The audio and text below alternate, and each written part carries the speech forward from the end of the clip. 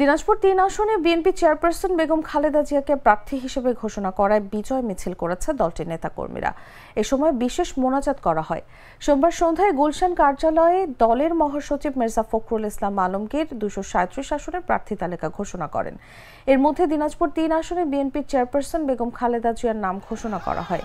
এরপরই জেল রোডের দলীয় কার্যালয়ে দিনাজপুর জেলা বিএনপি ও অঙ্গ সংগঠন ও সহযোগী সংগঠনের নেতাকর্মীরা জড়ো হতে শুরু করেন।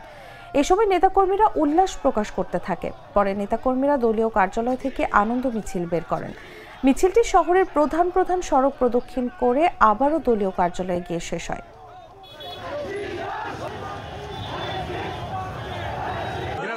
আমরা মনে করি দেশনেত্রী বেগম খালেদা জিয়া এই আসনে প্রার্থী হিসেবে যে নির্বাচন করবেন, শুধু এই আসন নয়, এই আসনের যে ঢেউ গোটা দিনাজপুরে প্রত্যেকটি আসন আমরা ইনশাল্লাহ জয়লাভ করব বলে আমরা মনে করি।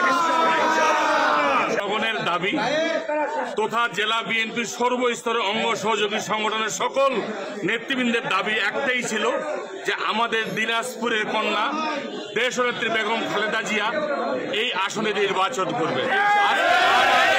এই আশা আকাঙ্ক্ষা পূরণ হয়েছে।